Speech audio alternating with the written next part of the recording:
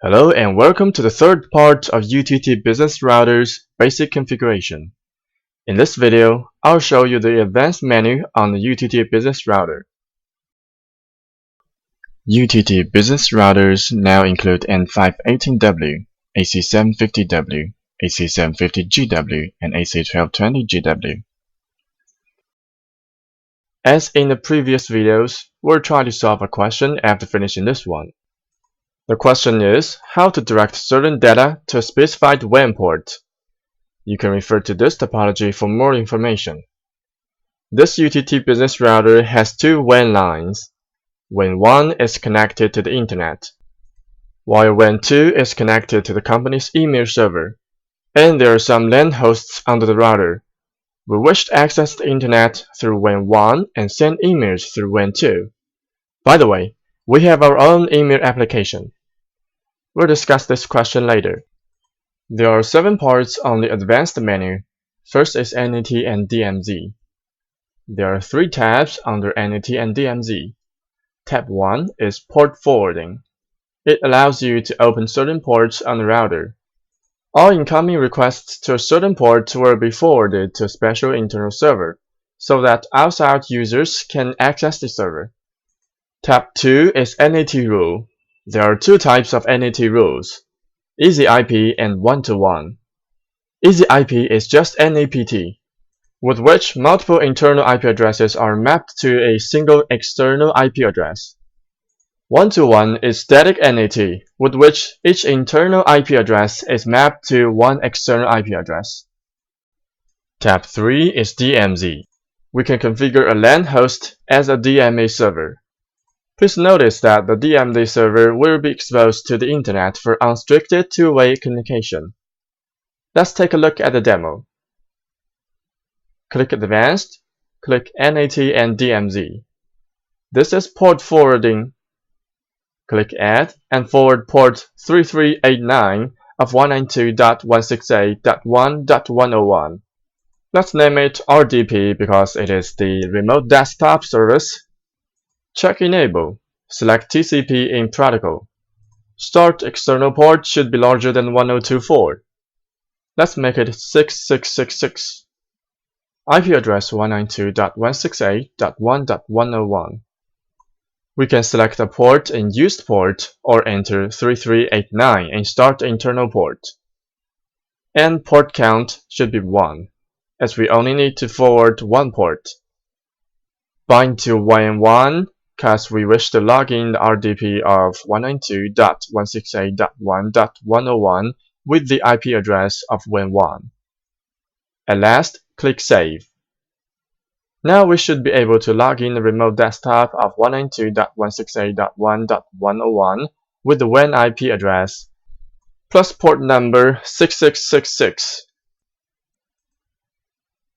Next, let's go to NAT rule. Let's check these 2 NAT rules I have already configured.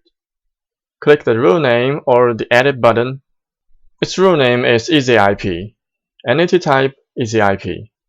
Under this mode, multiple internal IP addresses are mapped to a single external IP address. The external IP is 100.100.200.2. The internal IP range from 192.168.1.200 to 192.168.1.205, which are 6 in all. This rule binds to WAN 1. It means all data following this rule will go through WAN 1. Next, click one-to-one. Under one-to-one mode, each internal IP address is mapped to one external IP address. For example, here we are mapping 192.168.1.211 to 100.100.200.4 and 192.168.1.212 to 100.100.200.5, and lastly 192.168.1.213 to 100.100.200.6. Please notice that all the external IP addresses should be consecutive, so should all the internal IP addresses. You can click the Add button to configure another NAT rule. Next, we click DMZ. Here the host with the IP address 192.168.1.106 is set as a DMZ server. This will automatically forward all ports on 192.168.1.106. Sometimes when you set up an Xbox but you can only get a strict NAT type, try to configure your Xbox as the DMZ server. Please notice that only one DMZ server can be configured on each router. The next part is static route, which allows you to configure static routes on the router. Let's click static route. Here is a demo route. Click it. The router name is demo, and it is enabled. Its destination IP is 200.200.200.0. Subnet mask 255.255.255.0. Gateway IP, or to say the next hop, is 192.168.10.1 and priority 0, which is the highest. Interface Win1. Now all the packets going to the network 200.200.200.0 will go through Win1 and then to 192.168.10.1. This is for the static route. The next part is policy routing. Policy routing enables you to configure static routes based on different policies. Let's take a look.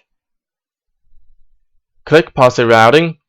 For example, we wish that whenever the host 192.168.1.100 are accessing the internet, its packets go through Win2, not Win1. Click Add. Check Enable. Name it Win2. Set 192.168.1.100 to 192.168.1.100 in source IP range. IP range 0.0.0.0 to 0.0.0.0.0 indicates all IP addresses. It is the same as user group, all users. Then select protocol, or we could configure a schedule for this rule. In this case, we need it to be all day, so we just keep it as default. Click Save. Remember to check the Enable Policy Routing checkbox here and save. The priority of policy routing is higher than that of the static route, and the priority of different policy routing rules is decided by its position in this list. The higher its position, the higher its priority. We can change their position here. Next is Anti-Net Sniper. This is quite a unique function. If your internet service provider detects and prevents the using of routers, Anti-Net Sniper can be used to solve the issue. Click Anti-Net Sniper. Check to enable it. If there is no such an issue, please do not enable this function. Otherwise, it may cause a connection problem. Next is Plug and Play.